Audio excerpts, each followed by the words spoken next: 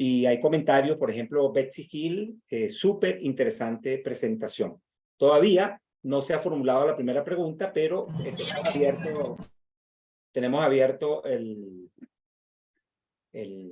chat para que puedan formular opiniones y preguntas y si alguno de los participantes considera conveniente levantar la mano, también con todo gusto le vamos a dar la palabra. Aquí está Fernando Martínez, dice, gracias a usted por su presentación, plena de datos interesantísimos. Yo quería hacer una pregunta referente a si existen casos de aplicación de estas certificaciones en Venezuela, pero no puntuales, sino de barrios, de alguna zona costera específica. No, lamentablemente no hay.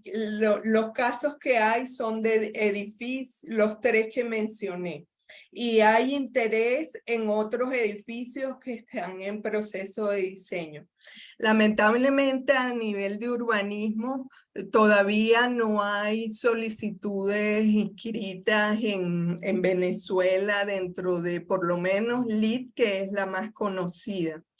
Y a nivel de más es importante señalar, por eso dije al final que habían algunos avances. Actualmente está en discusión, en primera discusión, una ley que promueve la construcción sostenible. Y para esa ley ha sido muy importante que se ha invitado a gente conocedora de la materia para la formulación de la ley. Todavía está en fase de revisión, pero considero que es un aporte importante. Igual en Venezuela tenemos leyes que regulan o por lo menos tienen un claro contenido para la gestión integral de zonas costeras. Que se está implementando es otra cosa, realmente falta mucho por hacer, pero existe la ley que establece los elementos que deben ser considerados. Muchísimas gracias. Les recuerdo a los asistentes que tienen el uso de la palabra. Aquí tenemos además de un comentario que hace Luiraima Salazar, dice muchas gracias por su presentación. Tenemos a Fernando Martínez con un comentario que vamos a leerles a continuación. Dice, creo que se puede hacer un trabajo de campo en la zona este de La Guaira para ver todo lo que no debería hacerse en el borde urbano costero. Así es, lamentablemente muchas zonas costeras en Venezuela, no solo en el litoral central, lo vemos también en la zona de Anzoátegui, Sucre, intervenciones en la zona costera, a pesar de que existen regulaciones que marcan pautas de dónde se debe construir y dónde no se debe construir. Sin embargo, hay mucho abuso y en eso falta control de las autoridades municipales e incluso las nacionales también. Yo creo que se ha perdido mucho el rol de supervisión y control de las autoridades como el Ministerio del Ambiente en esa materia. Y lamentablemente los riesgos asociados al cambio climático pueden impactar fuertemente zonas por mala planificación. Muchas gracias, licenciada Ninoska. Aquí tenemos un comentario que hace Anil Ramakrishna. Si bien las certificaciones abarcan un rango amplio que se escapa de las manos de los técnicos en el ámbito privado, las mismas nos dan algunas guías claras de cómo formular y diseñar proyectos enmarcados en los objetivos de las certificaciones. Sí, definitivamente. Por eso yo señalaba que aunque su impacto, digamos, por lo menos en nuestros países, no es muy alto, no cabe duda que en su diseño están contemplados muchos de los aspectos que se discuten a nivel de planificación para la reducción de impactos sociales, ambientales y económicos. Correcto. Bien, muchas gracias, licenciada Ninoska. Aquí tenemos una pregunta. No está identificado la persona. Ya se va a identificar, le pido que se identifique. Mientras tanto, yo de todas maneras voy a formular el comentario. Pérez, pero no sé cuál es el nombre, dice: muy buena e interesante la charla y el tema. Lamentablemente no son tomados en cuenta en gran medida por muchas autoridades que les compete la inspección y revisión del cumplimiento de proyectos urbanos. Así es. Después dice, por ejemplo, creo que todavía va a AIM. Mi nombre es Alexander Pérez. Sí, exactamente. Lamentablemente falta planificación, supervisión y control. Así es. Sí, hay un proyecto que tiene ya algunos años que se discute mucho en Venezuela para una posible implementación.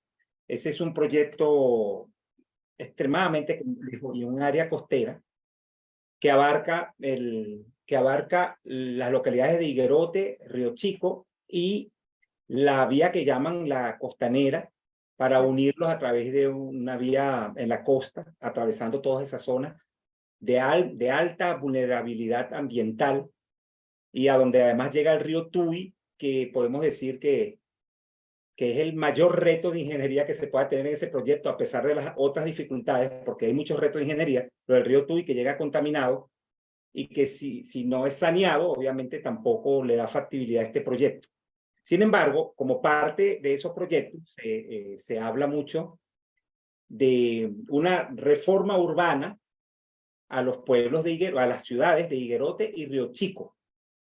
Y sabemos que estas son localidades que están muy afectadas en este momento por las faltas de servicios y por los servicios que tienen en muy mal estado, la vialidad inadecuada, no tienen servicios sanitarios. Es una situación muy complicada.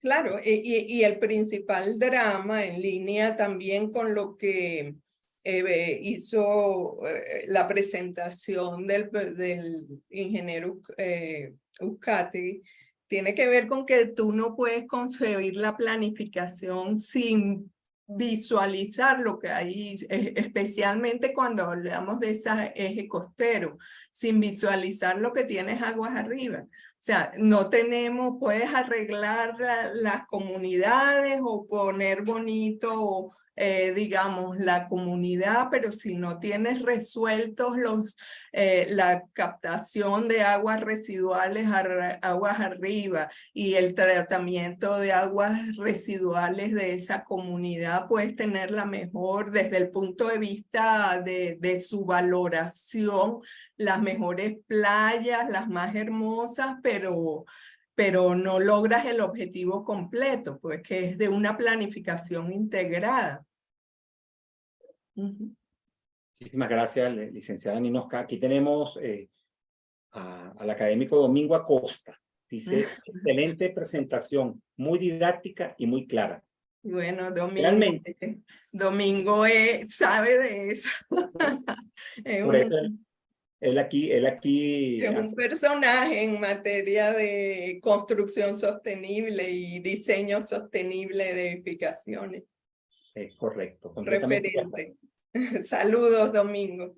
Él dice aquí, generalmente el interés por las certificaciones verdes se concentra en los edificios, y es muy interesante que la conferencista haya hecho énfasis en las urbanísticas y en las playas. Por otra parte, las certificaciones deberían ser específicas por cada región o país. Costa Rica tiene su propia certificación. Hay una pregunta aquí que dice, ¿hay planes de desarrollar alguna certificación en Venezuela? Y además un comentario final que dice que sería interesante comenzar a renovar este tema en el sector académico y el sector privado. Adelante, licenciada Ninoska. Sí, en efecto, hoy en día hay muchas certificaciones Y como esto tiene estas grandes, digamos, institutos de certificación, y las certificaciones en sí son muy costosas. Entonces, algunos países han generado sistemas de certificación, digamos, reformulados, y a lo mejor un poco más accesibles para aplicarlas en sus países, ¿no? En Venezuela no está previsto, o por lo menos dentro de lo que está investigado, excepto esa ley que está en primera discusión para construcción sostenible. Ellos dan unas pautas que básicamente son tomadas de estas certificaciones globales, ¿no? Cuando uno lee el anteproyecto de ley, que lo puedo compartir, uno ve cómo las referencias son básicamente las mismas de LEED. Si se aprueba esa ley, se puede decir que tú vas a poder obtener una certificación o un aval nacional cumpliendo esos estándares que la ley señala. Sin embargo, bueno, todavía está en fase de anteproyecto, pero pienso que es un paso importante, pues, para de alguna manera incentivar un cambio de paradigma en los temas de diseño y de construcción sostenible. Muchísimas gracias, licenciada Ninosca. Tenemos solicitud de palabra por parte del ingeniero Cristóbal Francisco. Adelante, ingeniero Cristóbal, tiene la palabra.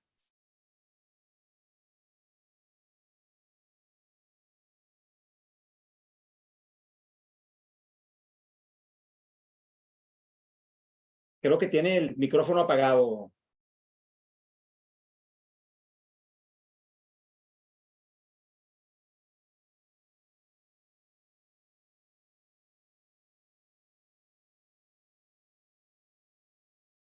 Ya van a resolverlo.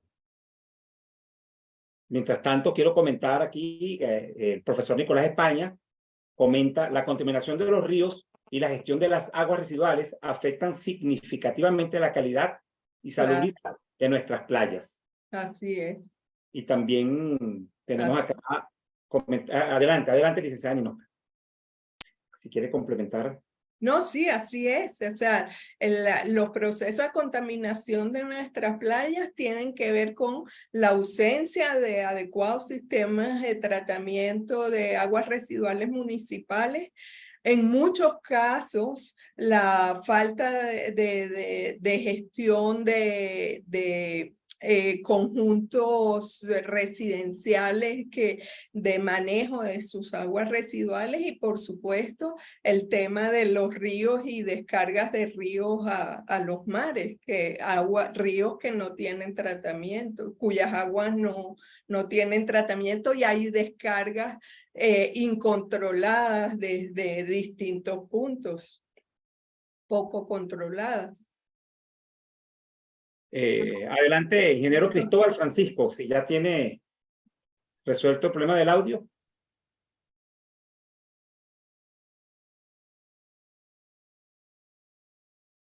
Vamos a seguir nosotros leyendo aquí los comentarios. Mientras tanto, dice Ángela Papadía: muchas gracias, muy interesante presentación. No conocía las certificaciones de playas. Con respecto a la misma, aunque maneja solo 5 criterios, veo que requieren de un amplio estudio. Por ejemplo, la calidad del agua parece muy compleja de controlar, dada que el área de influencia puede comprender zonas distantes al área específica a certificar, y requeriría probablemente de estudios de impacto ambiental, entre otros. Adelante, licenciada Ninosca, si quiere complementar. En efecto, o sea, para que se logre certificación de playas es un requisito fundamental que haya un un control de todos lo que son los aportes de aguas residuales. O sea, porque la posibilidad de variación de calidad de agua para bañistas, si tú no tienes las fuentes, si no tienes controlados todos los sistemas que pueden aportar aguas residuales, es muy complejo. En efecto, o sea, es muy raro, hay muchas certificaciones de playas que se logran en playas de altísimo valor escénico, pero que están aisladas de contextos urbanos. Por ejemplo, playas en islas, ¿verdad? De poca habitabilidad, es muy común. O en comunidades muy pequeñas donde hay un sistema de control bien riguroso de las aguas residuales. En Venezuela es muy difícil alcanzarlo, hasta tanto no se avance en todos los sistemas de control, por ejemplo, que sabemos que en la mayoría de los casos nuestras plantas de tratamiento de aguas residuales no están siendo eficientes. Gracias, licenciada Ninosca Silento.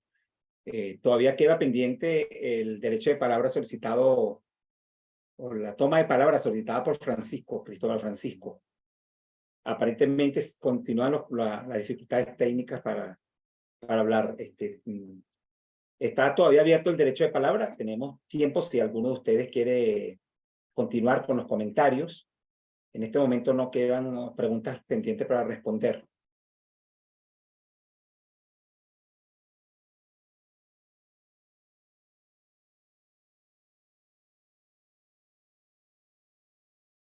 Si la licenciada Ninosca quiere hacer un cierre, bueno, el cierre todavía no, porque Cristóbal Francisco se manifestó por escrito. Entonces vamos a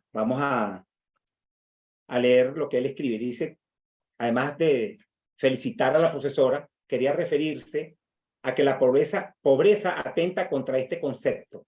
Se tiene que para el año 2030 se estima que 3.000 millones de personas estarán en situación de precariedad habitacional. Claro, totalmente. Sin duda alguna, la pobreza es el gran reto porque existiendo pobreza se desencadenan otra gran cantidad de problemas. Por eso, en todos los aspectos está la necesidad de avanzar en la reducción de la pobreza, de incorporar desarrollos consolidados y de bajo riesgo, de atender los problemas ambientales asociados a ello. Entonces, sin duda alguna, ese es un reto muy grande a nivel mundial. Y más en nuestros países de Latinoamérica, Centroamérica.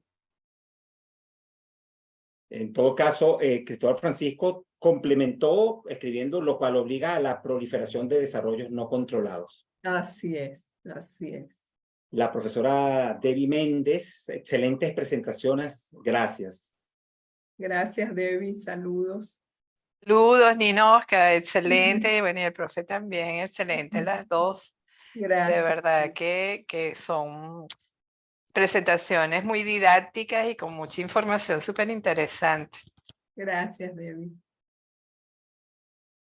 El profesor, nuevamente el académico Domingo Acosta, hace aquí una pregunta. ¿A qué se debe que el anteproyecto de ley que mencionas esté basado en los parámetros de LEED?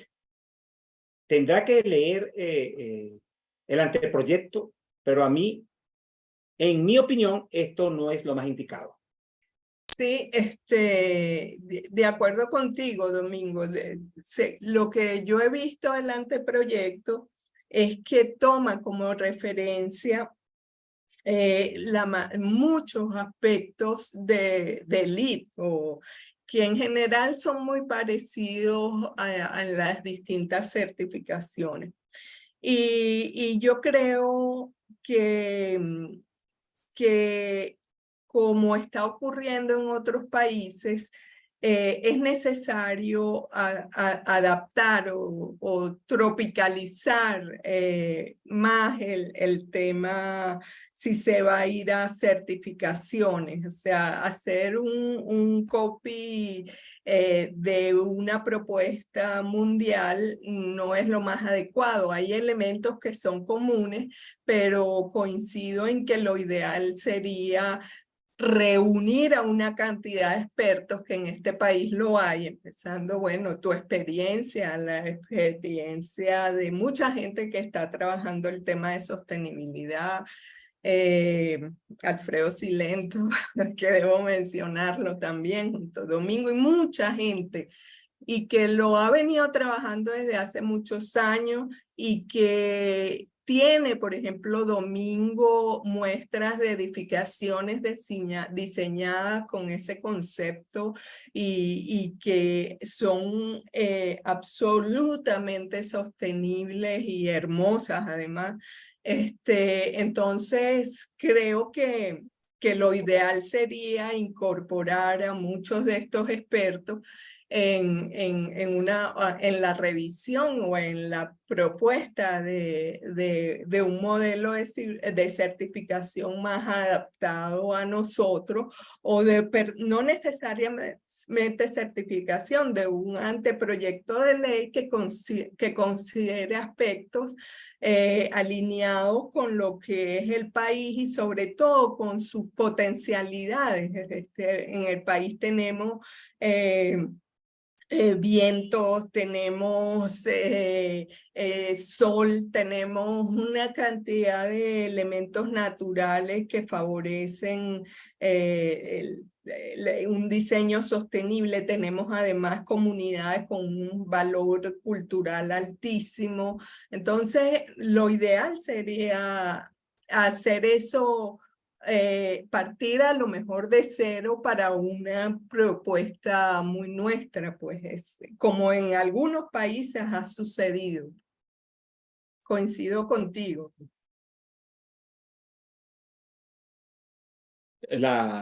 Beatriz dice muchas gracias, excelente información, y tenemos a la ingeniera Ángelis Moreno que hace un comentario.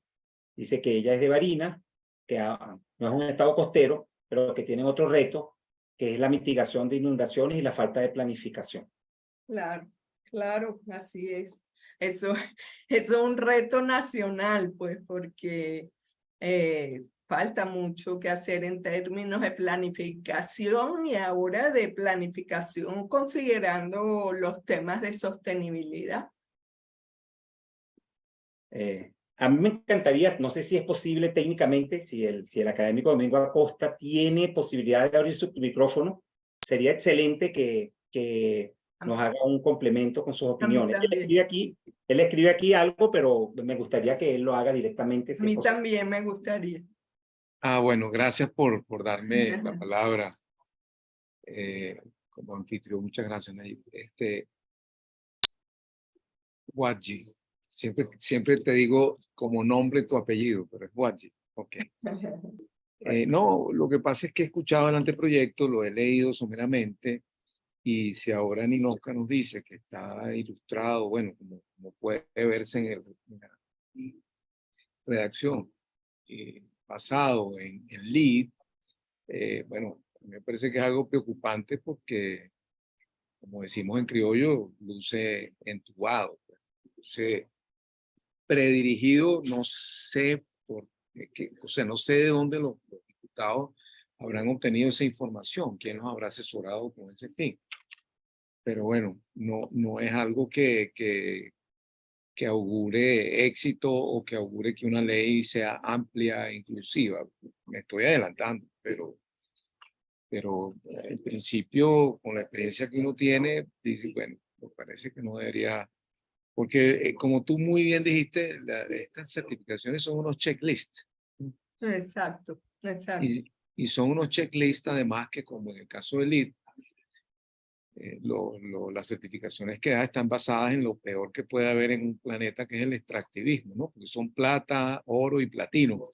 Exacto. Sí, ya por ahí te dice que es algo que no es bueno, que no es lo más indicado, si hubieran puesto, Sí. no sé, animales en extinción, como osos polares, ballenas, tapires, Sí, es una cosa así, contradictorio. es totalmente contradictorio. Contradictorio. Pero es lo que vende, es lo que es mercadeable, entonces, bueno, Ese. como como podrán ustedes ver en la audiencia también, en Inosca, y ya en Inosca yo lo hemos conversado, yo soy bastante crítico y escéptico con las certificaciones, creo que son unos instrumentos útiles, pero son instrumentos al fin. Y una Exacto. cosa es que un instrumento que se utilice para certificar algo verde, porque hay criterios que lo sustentan, digamos, el proyecto, porque el proyecto tiene criterios que lo sustentan, y otra cosa es que se utilicen esos mismos checklist para una ley. Pero bueno, es cuestión de leerla y Sí. a lo mejor hace falta tener un foro, una discusión. Eso es lo que quería decir al respecto, Guachi. Gracias. Gracias, Nino. Gracias, Domingo. muy interesante, muy oportuno el comentario. Tenemos Sí, sí. a Miguel Castillo, también está solicitando la palabra. Y luego el académico Eduardo Uros. Adelante, Miguel. Hola, buenas tardes, interesantísima charla. Quisiera hacer una pregunta sobre una reflexión que tengo, ¿no? Esas certificaciones tienen alguna recompensa económica. Fíjense, ¿a qué viene mi pregunta?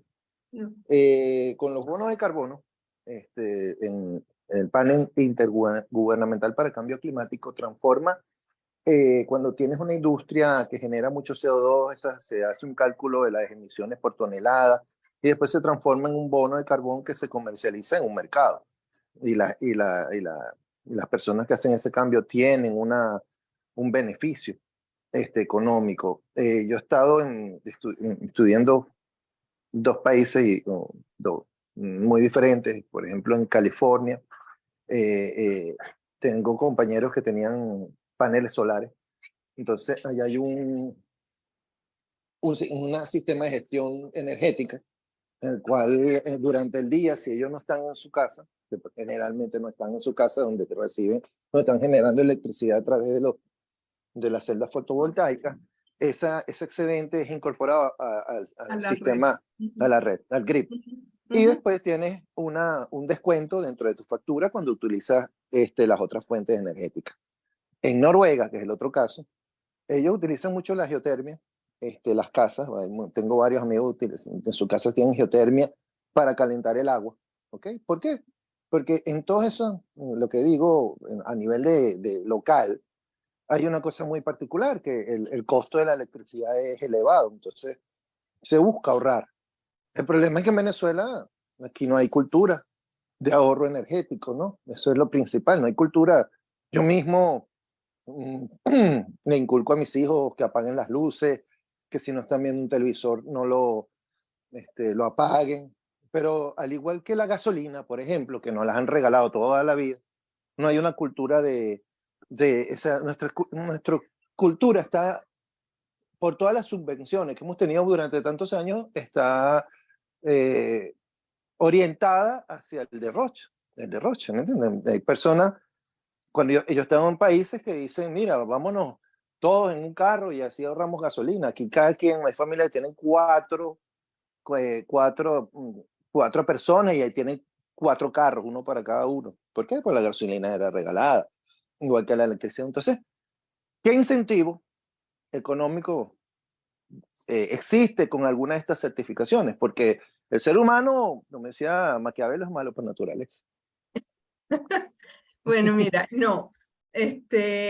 Las certificaciones cuestan dinero, una gran cantidad de dinero a quien decide implementarlas. No le genera, digamos, el beneficio puede ser, bueno, si quien lo promueve tiene realmente el compromiso con la sostenibilidad y invierte porque tiene un compromiso ético con la sostenibilidad, bueno, por supuesto es la satisfacción personal. Pero también las certificaciones tienen un componente mucho de como de venta, pues, mira, yo soy, estoy comprometido con el ambiente y estoy comprometido, porque beneficio económico como tal no le produce a quien la desarrolla, más allá de lo que pueda ser, por ejemplo, una reducción. Si tú haces un reuso de agua, por supuesto, vas a tener una reducción en la factura de consumo de agua. O si, por ejemplo, el edificio Bepica tiene todo el techo de paneles solares, entonces eso le significa una reducción en la factura de electricidad en el orden del 10 al 15%, vamos a suponer. No obstante, eso realmente en Venezuela, donde como tú bien dices, o sea, el costo de los servicios está tan bajo y está tan fuera de la realidad, es prácticamente nada lo que visualiza.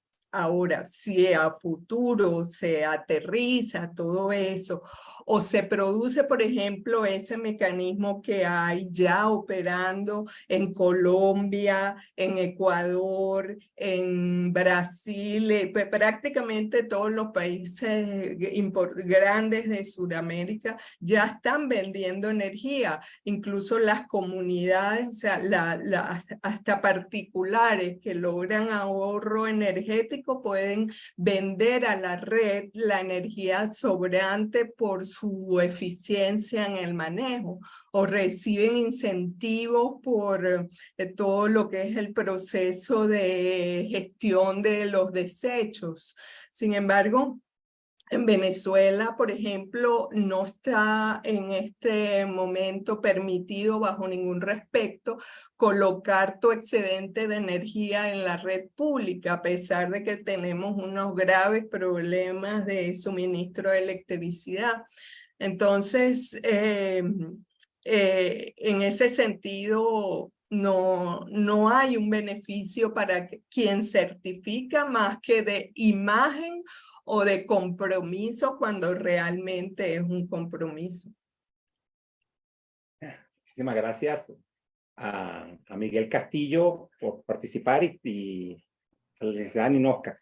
Le vamos a dar la palabra al académico Eduardo Burós, pero me permito antes de dar la palabra leer el comentario que hace el académico Alfredo Silento, que dice que está relacionado con este punto. Dice, las certificaciones han devenido en un gran negocio, que por cierto, el académico Domingo Acosta manifiesta estar completamente de acuerdo. Exacto.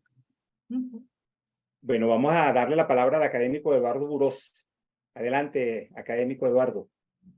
Bien, muy buenas tardes y bueno, felicitaciones. Ninosca ha tocado un tema que realmente es bien importante y que abre la puerta a, bueno, a la temática que hemos venido en esta parte del curso, dándole una importancia fundamental y que lo ilustra muy bien las primeras láminas que presentaste sobre la concentración de la población en los espacios urbanos y en lo que llamamos el ambiente construido, ¿no?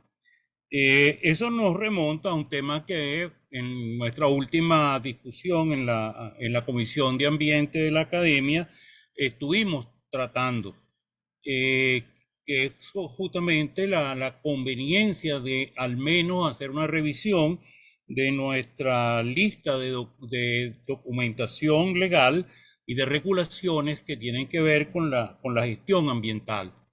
Lo que percibimos es que las normas que tenemos en Venezuela pues son fundamentalmente normas vinculadas a la llamada agenda marrón, que es la agenda de control de la contaminación. Muy pocas en las otras agendas, tal vez algo en la agenda verde, y parece mentira, pero muy poco en la agenda azul, la agenda del agua. Y en la agenda gris, que es la agenda de las ciudades, no tenemos absolutamente nada. Entonces, la recuperación y ¿por qué ha pasado esto? Bueno, porque tal vez no es que hemos hecho el esfuerzo necesario en ubicar los avances en gestión ambiental que requería el país y nos quedamos en la agenda verde, a la que se le dio más importancia, incluso se bajó la guardia con la agenda marrón y no nos hemos metido en el tema de estas otras agendas que ya presentamos la lista. No, hay otra más, la agenda de oro, que en este momento no me acuerdo porque es que lo que trata, pero sí sé del tema de la agenda gris. Entonces, estas normas, por ejemplo, estas certificaciones LEED, en realidad, o cualquiera de ellas, lo que nos debe servir es como una guía para generar una norma nacional, una norma regulatoria de la gestión ambiental en edificaciones, bien sea en edificaciones urbanas, bien sea, en urbanismo, bien sea en los propios edificios, porque hay muchísima materia, además, muchísima materia que regular en ese sentido.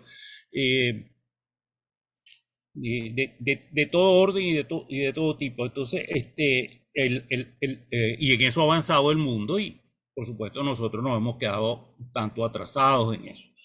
Entonces, comparto la idea de Domingo, de Alfredo, de que es un tema muy importante que tiene que abordar la academia. Ojalá incluso podamos hacer una sesión conjunta de las comisiones de ambiente y la comisión de desarrollo urbano y territorial y la Comisión de Desarrollo Urbano Local para empezar a discutir estas materias y cómo organizar y cómo hacer una lista de cómo debería ser una propuesta.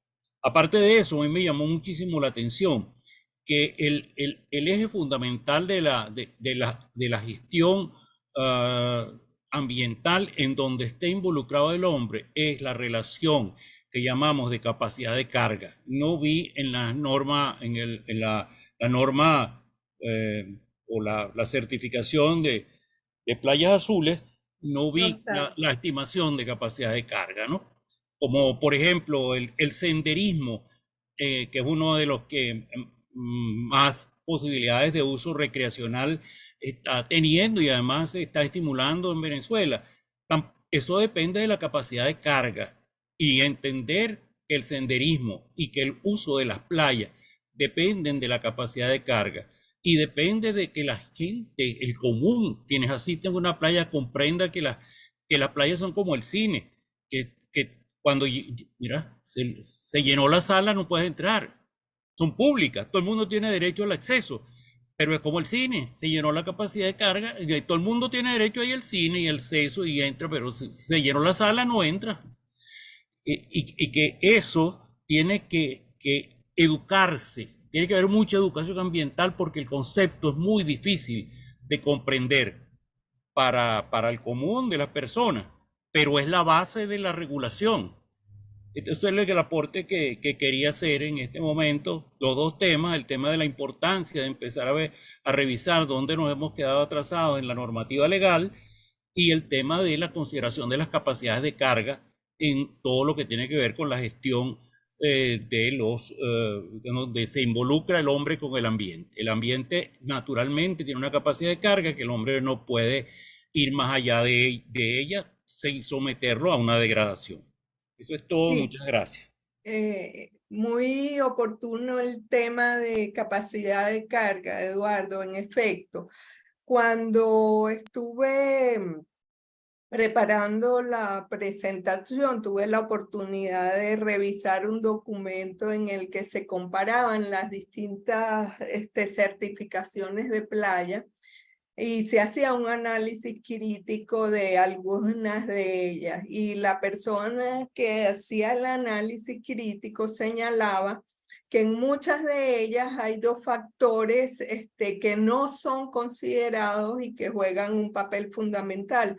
Uno de ellos, la capacidad de carga, y muy especialmente en ecosistemas marino-costeros de alta sensibilidad. Y el otro era el involucramiento real de las comunidades al proceso, a la actividad en general que genera toda la actividad recreativa en las zonas marino-costeras, pues que no se les toma en cuenta al momento de diseñar, de incorporar, incluso en las actividades generales que se producen en ese espacio con fines básicos de recreación y de turismo. Aparecían esos dos elementos como debilidades de la mayor parte de las certificaciones asociadas a playa, dándole un peso muy alto a que el turista usuario de los hoteles, el que llega al hotel, se sienta atendido.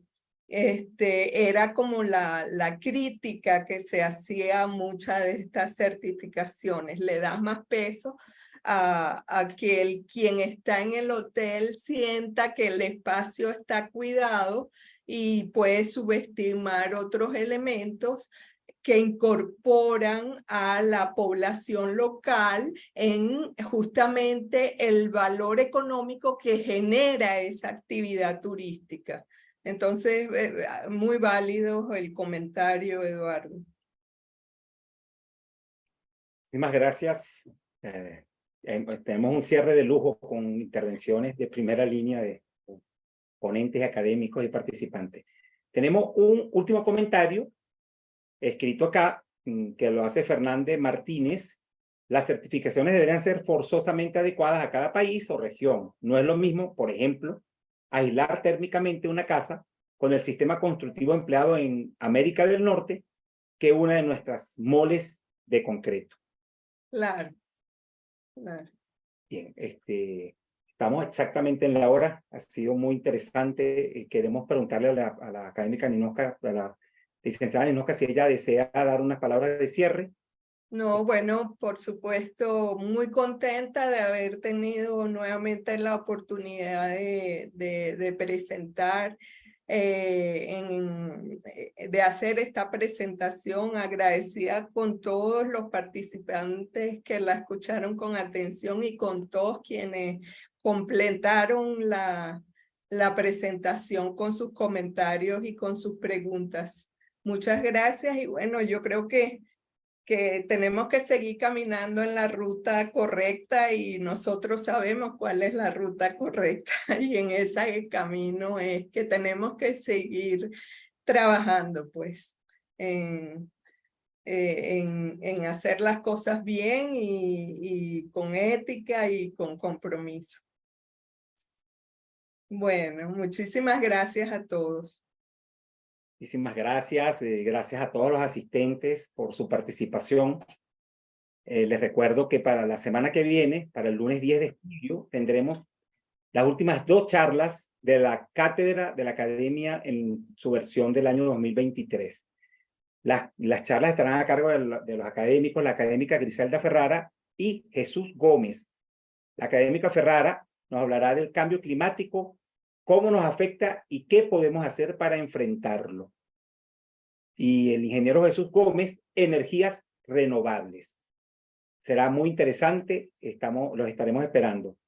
Y para cumplir con nuestra costumbre, vamos a darle la palabra al profesor Pablo Maraño, que es el coordinador general de la cátedra de la academia.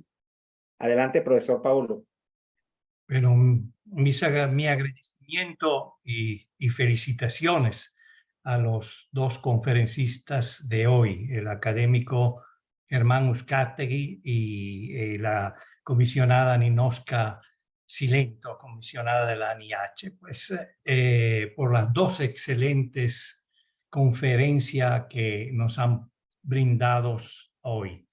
Ambas conferencias enmarcadas en el módulo 3 de la cátedra, cuya temática se centra en la conservación ambiental, una temática que debería ser de primera línea para todos los ingenieros y futuros ingenieros de hoy. Pues definitivamente, como lo voy haciendo ya casi de costumbre, voy a invitar a nuestros alumnos de pregrado y de posgrado a profundizar en los temas que nos presentan los conferencistas en esta temática presentadas en estas conferencias.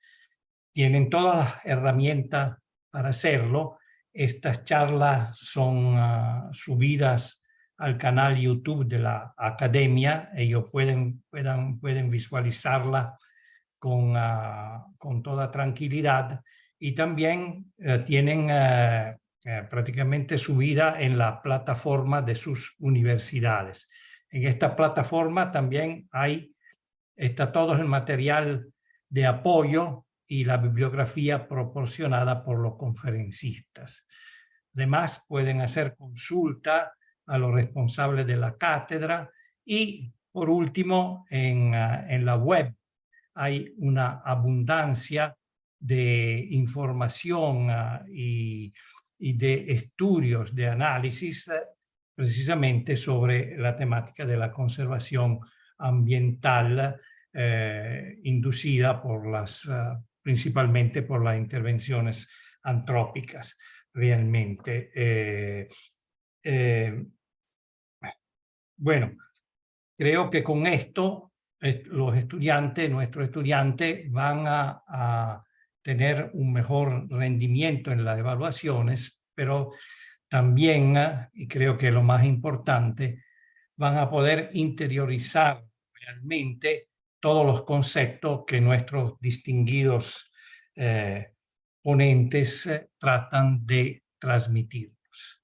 Gracias también a todos los asistentes, como siempre, y gracias por sus preguntas.